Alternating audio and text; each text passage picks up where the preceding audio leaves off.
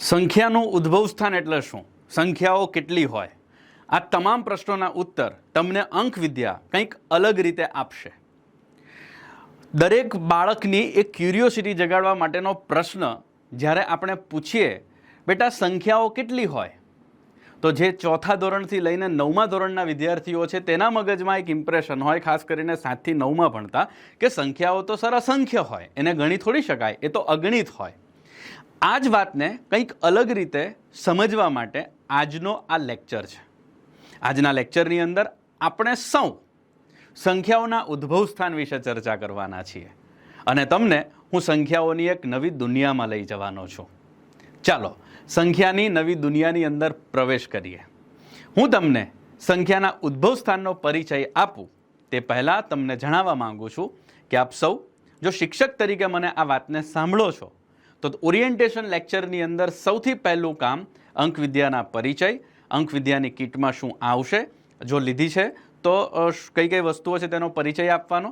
તેના બાદ તમારે અંકવિદ્યાની કીટ જો નથી લેવામાં આવી, હજી સ્કૂલે ડિસ્ટ્રીબ્યુટ નથી કરી, તો એને પરિચયની અંદર એટલું કહેવાનું કે આટલી વસ્તુ આવશે જેનો આપણે આટલો ઉપયોગ કરવાના છીએ આખા વર્ષ દરમિયાન. એ વાત પૂરી થાય તેના પછી આપણે અંકવિદ્યાની કીટના ડિસ્ટ્રીબ્યુશન અને અંકવિદ્યાના કીટના પરિચય બાદ આપણે મૂળ મુદ્દા ઉપર આવીશું, જે આજના લેક્ચરનો આપણો મૂળ હાર્દ છે. તો શરૂ કરીએ સંખ્યાનું ઉદ્ભવ સ્થાન. ચાલો, સંખ્યાનું ઉદ્ભવ સ્થાન આમ તો કદાચ આપ સૌ મારા આગળના વિડીયોઝની અંદર જોયું હશે તો તમને ક્લિયર હશે કે સંખ્યાના ઉદ્ભવ સ્થાનનો મતલબ એ થયો આપેલી સંખ્યાના ગમે તેટલા અંકો હોય. હું તો ઘણીવાર તમને કહું છું કે સંખ્યાનો એક ચંદુ હોય. ઇટ મીન્સ મારો એક ફ્રેન્ડ હોય. ચાલો વિચાર કરો કે આપણા સૌનો એક ફ્રેન્ડ હોય જેનું નામ હોય ચંદ્રકાંત. દરેકનું અલગ અલગ નામ હશે.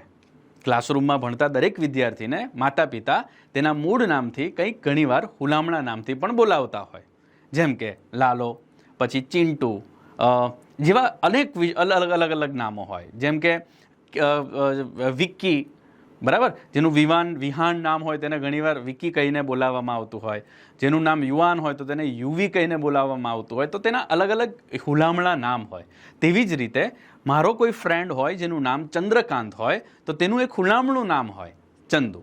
આ ટોપિક એવો છે જે અત્યારે અને આવનારા ભવિષ્યમાં દરેક કન્સેપ્ટની અંદર તમને ડાયરેક્ટલી અથવા ઇનડાયરેક્ટલી કનેક્ટ કરી શકશો.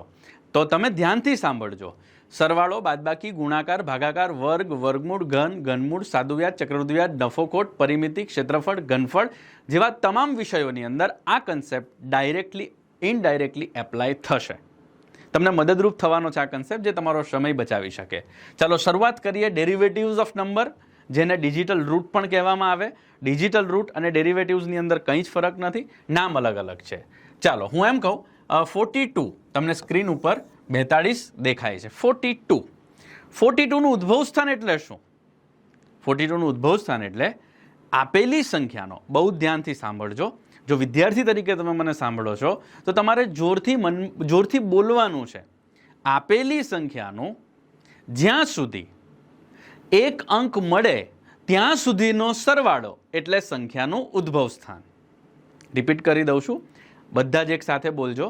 આપેલી સંખ્યાનો જ્યાં સુધી એક અંક મળી જાય ત્યાં સુધીનો સરવાળો એટલે ઉદ્ભવ સ્થાન. When you add all the digits of given number until you get a single digit, that single digit is known as derivative of number. Right? ચાલો આગળ વધીએ. જેમ કે 42ની અંદર મને 2 અંક દેખાય છે. 42 9થી મોટી સંખ્યા છે. 9થી મોટી સંખ્યાને આપણે ચંદ્રકાંત કહીએ છીએ. ચંદ્રકાંતનો ચંદુ શોધવા માટે 42ના બંને અંકોનો સરવાળો કરવો પડે. ચાલો બંનેનો સરવાળો કરું તો મને કેટલા મળે? 6. 6 એક અંકની સંખ્યા છે કે એકથી વધુ અંકની સંખ્યા છે? તો આપણે જોઈ શકીએ છીએ કે 6 એ તો એક જ અંકની સંખ્યા છે. 42ને હું સિંગલ ડિજિટમાં ફેરવી દઉં છું તો મને 6 મળે છે. આમ 42નું ઉદ્ભવ સ્થાન એટલે કે 42નો ચંદુ મને કોણ મળશે? 6. આપણે ચંદ્રકાંતને ચંદુ કેમ કહીએ છીએ આ સંખ્યાને કે ભાઈ 42ને ચંદ્રકાંત કહેવાય, 42ના ઉદ્ભવ સ્થાન 6 ને ચંદુ કહેવાય, આવું બધું કેમ કહીએ છીએ તેનું પણ હું તમને હમણાં કારણ આપીશ. કેમ કે મારો ફ્રેન્ડ 100 મીટર દૂર ઊભો હોય, ચંદ્રકાંત તેનું નામ હોય, હું ચંદ્રકાંતને બોલાવું તો પણ એ જ વ્યક્તિ આવશે, જ્યારે હું ચંદુ કહીને બોલાવીશ એ વ્યક્તિ આવે છે. બંનેમાં કોઈ ડિફરન્સ નથી.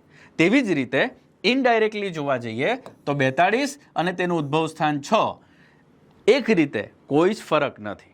42 બની છે શેમાંથી? 6માંથી જ બની છે. આ નિયમ તમને ક્યાં કામ લાગશે તે જાણવું હોય તો તમે અંત સુધી આ વિડીયોને અવશ્ય જોજો. તમે બોર્ડ ઉપર નેક્સ્ટ નંબર છે 524, તો 524માં પણ હું જોઈ શકું છું તે પ્રમાણે મને 3 અંકની સંખ્યા દેખાય છે. તો હું શું કરીશ? ત્રણેય અંકોનો સરવાળો કરીશ. 5 + 2 + 4 બધાનો જ સરવાળો કેટલો આવશે? 11. 11માં 1 + 1 બરાબર કેટલા આવે?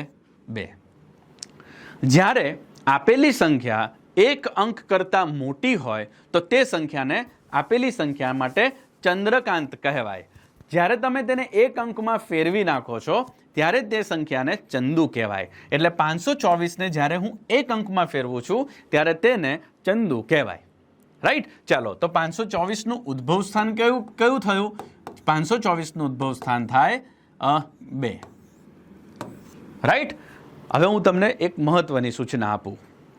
સંખ્યા 2 અંકની હોય, 10 અંકની હોય, 3 અંકની હોય, 5 અંકની હોય કે ગમે તેટલા અંકની હોય, જો સંખ્યાને તમે એક અંકમાં ફેરવી નાખો બધા અંકોનો સરવાળો કરીને તો એક અંકને કહેવાય ઉદ્ભવ સ્થાન. રાઈટ? ચાલો, મારી પાસે સંખ્યા છે 9171. તો હું શું કરીશ? 9171નું ઉદ્ભવ સ્થાન શોધવા માટે આ બધા જ અંકોનો સરવાળો કરીશ. 9 + 1 + 7 + 1 આ બધાનો સરવાળો કેટલો આવશે? 18. 18 કેટલા અંકની સંખ્યા કહેવાય? 2 અંકની. તો હું શું કરીશ? 18ના બંને અંકોનો ફરીથી સરવાળો કરીશ તો મને જવાબ કેટલો મળશે? 1 + 8 = 9. તો 9171નું ઉદ્ભવ સ્થાન કેટલું થયું મિત્રો? 9. આટલું જ મગજમાં તમારે રાખવાનું છે. ક્લિયર? એટલે તમે આપેલી સંખ્યાને બધા જ અંકોનો સરવાળો કરી દો. તમે રસ્તા ઉપરથી ગાડીના નંબર પ્લેટ્સ જુઓ, તમારો બર્થડેની આખી તારીખ લખો, જન્મનું વર્ષ લખો, બધી જ જગ્યાએ તમને સંખ્યા દેખાય. રાઈટ? તો એ બધી જ જગ્યાએ જ્યાં જ્યાં તમને સંખ્યાઓ દેખાય છે તેનું ઉદ્ભવ સ્થાન શોધવાની રમત શરૂ કરી દો. રમત રમશો સંખ્યાની સાથે તો સંખ્યા તમારી સાથે જોડાશે. તમે સંખ્યા સાથે જોડાશો. તમને ગણિત શીખવું ગમશે જ્યારે તમને સંખ્યા સાથે રમત રમવાની ગમે છે. રાઈટ? તો તેના માટે રમત રમવા માટે શું કરી શકાય? ચાલો હું તમને એક એક્ટિવિટી આપું. અત્યારે વિડીયોને પોઝ કરીને તમે તમારો પોતાનો, તમારી ઘરમાં માની લો એક બાઇક છે, એક કાર છે, તમારા ઘરમાં જેટલા પણ વાહનો છે, વ્હીકલ્સ છે, આ બધાનું લિસ્ટ બનાવો, એની ગાડીના નંબર લખો અને એ બધાનું ઉદ્ભવ સ્થાન શોધો. અને જો શિક્ષક તરીકે તમે આ ક્લાસરૂમમાં ભણાવો છો તો તમે એવું પણ કરી શકો. માની લો કે આપણે 10 ગાડીના નંબર પ્લેટ્સ લખીએ અને બધી ગાડીના નંબર પ્લેટ્સની બાજુમાં એ નંબર લખીને એ ચેક કરીએ કે સંખ્યાનું ઉદ્ભવ સ્થાન કેટલું છે, આપેલી સંખ્યાનો ચંદુ કોણ છે, તમે આ શોધી શકો. એટલું જ નહીં પરંતુ તમે તમારા બધા પોતપોતાની બર્થ ડેટ લખી શકો, બર્થ ડેટનું ઉદ્ભવ સ્થાન જાણી શકો. કારણ કે આપણી પાસે એક સરસ મજાની ગેમ્સ છે.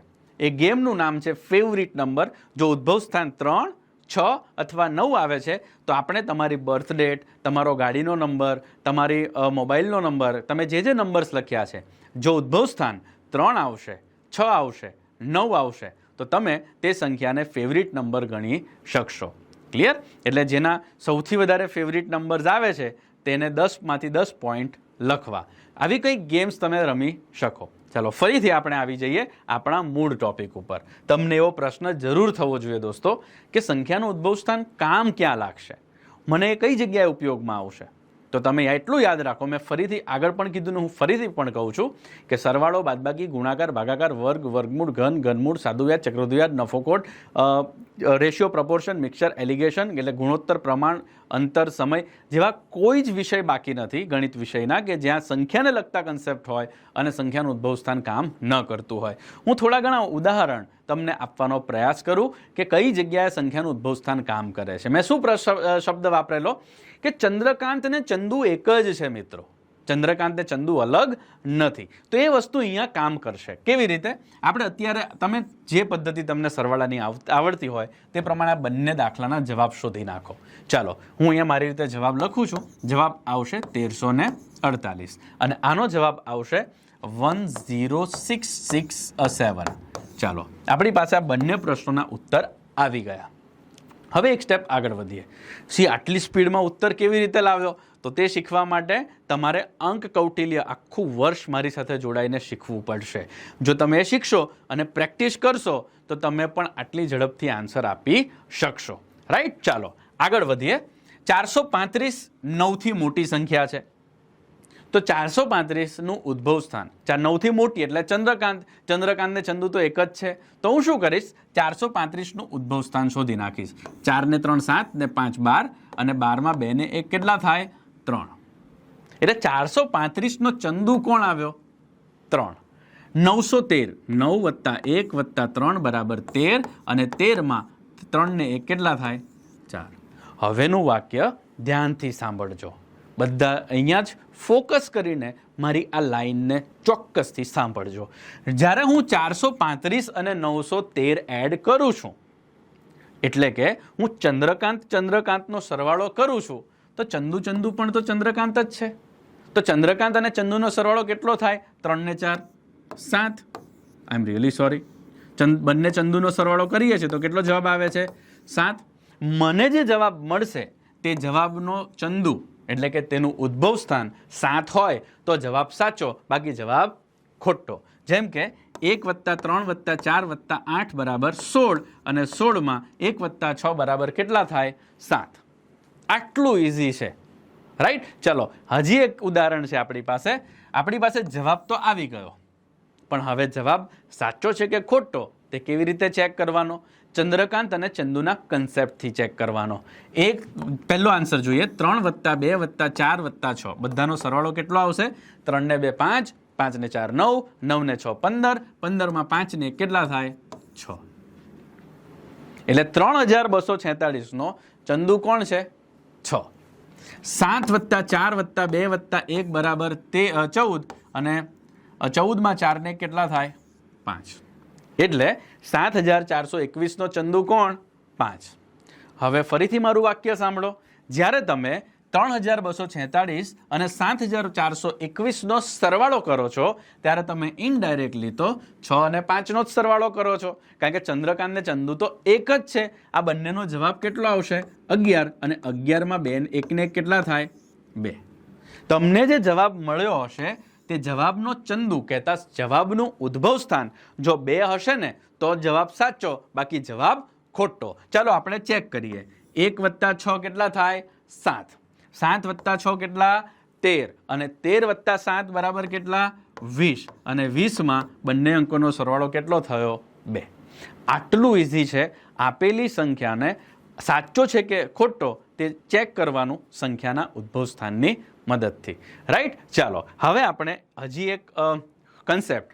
આ કન્સેપ્ટ એટલે સરવાળાની મદદથી તો ચેક થઈ ગયો આન્સર સાચો છે કે ખોટો. બાદબાકી, ગુણાકાર, વર્ગ, ઘન અલગ અલગ રીતે આપણે આને ચેક કરી શકીએ જવાબ સાચો છે કે ખોટો. એટલું યાદ રાખજો. હવે હું જવાબ પહેલા નથી શોધવાનો. આઈ એમ રિયલી સોરી. અહીંયા આવશે બાદબાકીની સાઇન, અહીંયા આવશે બાદબાકીની સાઇન, પણ વાંધો નથી. ચાલો હવે ફોકસ કરીએ બોર્ડ ઉપર. 913 માંથી 435 બાદ કરવાના છે. હવે ધ્યાન ઉપર રાખજો. જવાબ હું પછી શોધીશ. પહેલા જવાબ જે મળવાનો છે તે જવાબનું ઉદ્ભવ સ્થાન આપણે શોધતા થઈ જઈએ. જેમ કે 913નું ઉદ્ભવ સ્થાન 9 ને 1 10 ને 3 13 13 માં 3 ને 1 કેટલા થાય? 4. તે જ રીતે 435નું ઉદ્ભવ સ્થાન 4 ને 3 7 ને 5 12 12 માં 2 ને 1 કેટલા થાય? 3. તમે તમારી રીતે જવાબ ચેક કરી લેજો. ઇટ મીન્સ કે આ જવાબ તમારે તમારી રીતે શોધી નાખવાનો. ઉદ્ભવ સ્થાનની મદદથી આન્સર સાચો છે કે ખોટો તરત ખબર પડી જાય. ચાલો હવે તમે જ્યારે પણ તમારા ગણિત વિષયના શિક્ષક પણ તમને દાખલો કરાવે તો ઉદ્ભવ સ્થાનની મદદથી ચેક કરવાનું ચૂકશો નહીં. જેમ કે 4માંથી 3 જાય તો કેટલા આવે? 1. મને જવાબ તો મારી પાસે જે આવ્યો જ નથી, પણ જવાબ આવ્યા પહેલાં જ હું કહી દઉં તમને કે જે જવાબ મળશે તે જવાબનું ઉદ્ભવ સ્થાન એટલે જવાબનો ચંદુ 1 હશે. ચાલો ચેક કરીએ. આ બધાની બાદબાકી કરતાં તમને જવાબ મળશે 478. 913માંથી 435 તમે બાદ કરો તો તમને 478 જવાબ મળે. ચેક કરો. 4 + 7 + 8 = 19. 19માં 9 ને 1 10, 10માં 1 ને 0 1. તો તમે એટલી સરળ રીતે જવાબ સાચો છે કે ખોટો તે ચેક કરી શકો સંખ્યાના ઉદ્ભવ સ્થાનની મદદથી. વન મોર એક્ઝામ્પલ આપણી પાસે છે. હવે તમે જુઓ, 7 ને 2 9, 9 ને 2 11, 11 ને 1 12, 12માં 2 ને 1 3. આ દાખલો સૌથી વધારે મહત્વનો છે. ફોકસ કરજો. 3 ને 4 7 ને 2 9 ને 8 17, 17માં 7 ને 1 8. હવે તમને એમ થાય કે સર 7221નું ઉદ્ભવ સ્થાન તો 3 છે, 3428નું ઉદ્ભવ સ્થાન 8 છે, ડેરિવેટિવ 8 છે, તો 3માંથી 8 બાદ કરવા એ તો પોસિબલ નથી. માઇનસમાં જવાબ આવે. ઉદ્ભવ સ્થાન તો માઇનસમાં હોય નહીં. તમે બિલકુલ સાચા છો. આવું હોય કે જ્યારે ઉપરની સંખ્યા નાની હોય, નીચેની સંખ્યા મોટી હોય, ત્યારે શું કરવું એનું એક્ઝામ્પલ બોર્ડ ઉપર ક્લિયરલી સમજજો. 3ની જગ્યાએ 30માંથી 8 બાદ કરો. 3ની જગ્યાએ 30માંથી 8 બાદ કરો. જવાબ કેટલો આવે? 30માંથી 8 બાદ કરો તો જવાબ કેટલો આવે? 22. અને 22માં 2 ને 2 કેટલા થાય? 4. બસ આટલું જ છે. 4 ઉદ્ભવ સ્થાન હોત તો 40માંથી બાદ કરત. 9 ઉદ્ભવ સ્થાન હોય તો 90માંથી બાદ કરો. જવાબમાં ઉદ્ભવ સ્થાનમાં કોઈ પરિવર્તન થવાનું નથી. હવે જવાબ ચેક કરીએ આપણે. જવાબ આવશે 37.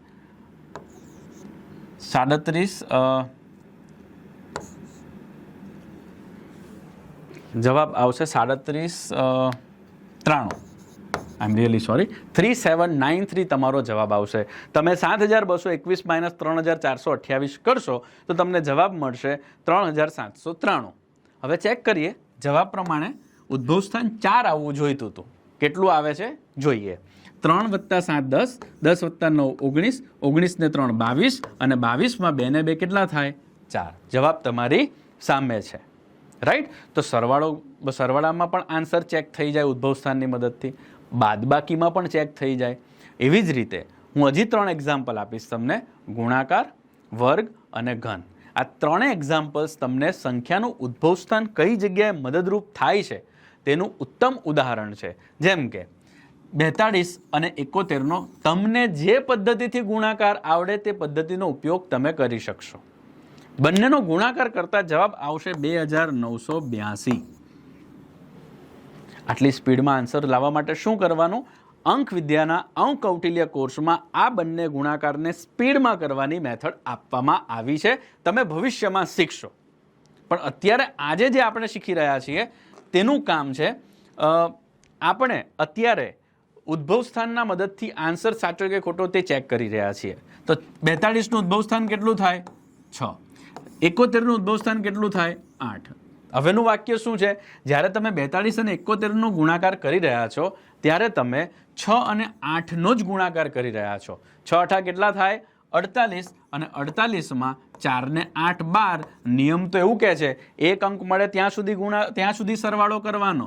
પાછું 48 ને 12, 12માં 2 ને 1 3.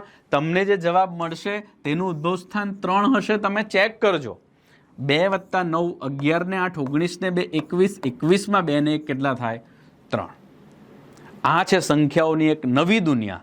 સંખ્યા ગમે તેટલા અંકની હોય, હું એનું ટોટલ કરતો એને એક અંકમાં ફેરવી દઈશ. હું ચંદ્રકાંત હશે તો એને ચંદુમાં ફેરવીને રહીશ. રાઈટ. ચંદ્રકાંતનો ચંદુ શોધીને રહેવાનું. તમે રસ્તા ઉપરથી જાઓ, ગાડીનો નંબર પ્લેટ દેખાય, ટોટલ કરીને ચેક કરવાનું. આ ગાડીનો ઉદ્ભવ સ્થાન કોણ, આ ગાડીનું ઉદ્ભવ સ્થાન કોણ, તરત ચેક જરૂર કરવાનું. ચાલો આગળ વધીએ. આપણે આ બંનેનો ગુણાકાર કરીએ. જેમ કે આ બંનેનો ગુણાકાર કરવાથી તમને જવાબ મળશે 221, 221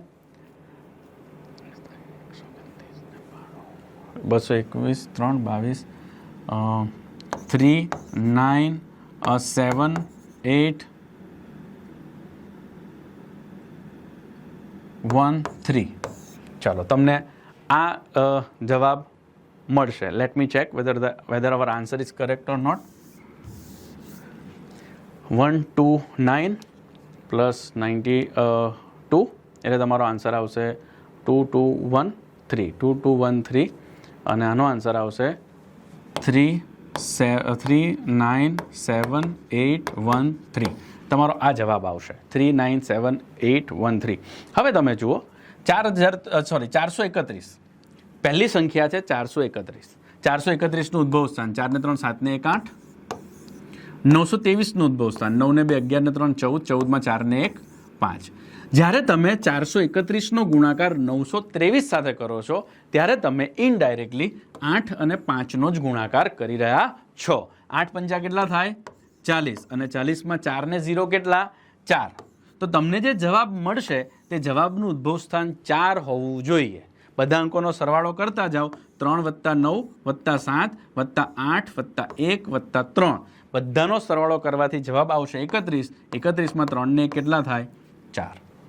સરવાળો બાદબાકી ગુણાકાર ભાગાકાર એઝ અ ટીચર જ્યારે તમે પહેલી વખત ભણાવતા હોય ને તમારે આ કન્સેપ્ટ શીખવવો હોય તો તમે આ કેવી નાની સંખ્યાઓ છે તેવી અલગ અલગ એક્ઝામ્પલ 12 × 15, 18 × 17, 16 × 14 આવા નાના નાના એક્ઝામ્પલ્સ પણ લઈ શકાય જેનાથી બહુ સરળતાથી આ કન્સેપ્ટને સમજાવી શકાય. ચાલો આપણે આગળ વધીએ. હવેના નેક્સ્ટ ટોપિક સ્ક્વેર. હું ડાયરેક્ટ અહીંયા જવાબ લખું છું. સ્ક્વેર એટલે શું? જ્યારે કોઈ સંખ્યાનો તેની પોતાની સાથે ગુણાકાર કરવામાં આવે એટલે 5નો તેની પોતાની સાથે ગુણાકાર, 5નો ગુણાકાર 5 સાથે તો 5નો વર્ગ કહેવાય. 7નો ગુણાકાર 7 સાથે તો 7નો વર્ગ કહેવાય. 8નો ગુણાકાર 8 સાથે તો 8નો વર્ગ કહેવાય. તેવી રીતે 34નો વર્ગ એટલે 34નો ગુણાકાર 34ની સાથે કરવાથી જે જવાબ મળે કેટલો આવશે 1156. મોસ્ટ ઇમ્પોર્ટન્ટ, કોઈ પણ સંખ્યાનો વર્ગ કરવાથી તમને જે જવાબ મળશે તે જવાબનું ઉદ્ભવ સ્થાન 1 અથવા 4 અથવા 7 અથવા 9 હશે. ચાલો ચેક કરીએ. 1156નું ઉદ્ભવ સ્થાન કેટલું 1 + 1 + 5 + 6 = 13 અને 13માં 3 ને કેટલા થાય 4. One more thing, 75 square. 75 square એટલે 75નો 75 સાથે ગુણાકાર 5625. 5 + 6 + 2 + 5 એટલે 18 અને 18માં 1 + 8 = 9. 8 ને કેટલા થાય 9. આ તમારો 5625નો જવાબ તમારી સામે છે. તો આવી રીતે તમે ચેક કરી શકો કે આપેલી સંખ્યાના ઉદ્ભવ સ્થાનની મદદથી સરવાળો બાદબાકી ગુણાકાર વર્ગની રીતે જવાબ સાચો છે કે ખોટો તમે સરળતાથી ચેક કરી શકો. એટલું જ નહીં પરંતુ વધારે પ્રેક્ટિસ કર્યા બાદ તમે ઘનના કન્સેપ્ટને કનેક્ટ કરવો હોય તો પણ તમે કરી શકો. કેવી રીતે? જેમ કે 13નો ઘન કરવાથી તમને જવાબ મળશે 2197. 23ના ઘન કરવાથી 12167 તમને જવાબ મળશે. આપણો કન્સેપ્ટ એ છે કોઈ પણ સંખ્યાનો તમે ઘન કરો, ઘન કરવાથી તમને જે જવાબ મળશે તે જવાબનું ઉદ્ભવ સ્થાન 1, 8 અથવા 9 હશે. જેમ કે 13નો ઘન કરવાથી તમને જવાબ મળ્યો 2197 તો 2197નું ઉદ્ભવ સ્થાન 2 ને 1 3 ને 9 12 ને 7 19, 19માં 9 ને 1 10 અને 10માં 1 + 0 = 1 જે તમારો જવાબ આવશે. અને સેમ વે 2 + 1 + 3 + 6 + 7 = 17 અને 17માં 7 ને 1 કેટલા થાય 8. એકનું ઉદ્ભવ સ્થાન 1 અને બીજાનું ઉદ્ભવ સ્થાન 8 તમને દેખાઈ રહ્યું છે. તો તમે સંખ્યાના ઉદ્ભવ સ્થાનની મદદથી ઘણા બધા પ્રશ્નો સોલ્વ કરી શકો. ગણિતનું એક એવું જાદુ છે, એક એવી દુનિયા છે જે કદાચ તમને બીજી જગ્યાએ જોવા નહીં મળે જે આપણે શીખ્યા. તો આને ઇન્ટરેસ્ટિંગ બનાવવા માટે અલગ અલગ રીતે તમે એક્ઝામ્પલ્સથી કનેક્ટ કરીને ચેક કરી શકશો કે આ કન્સેપ્ટ કેટલો વિશાળ અને કેટલો ઇન્ટરેસ્ટિંગ છે. Thank you very much. જોડાયેલા રહેજો. આપણે અલગ અલગ કન્સેપ્ટ શીખતા રહીશું. Thank you so much.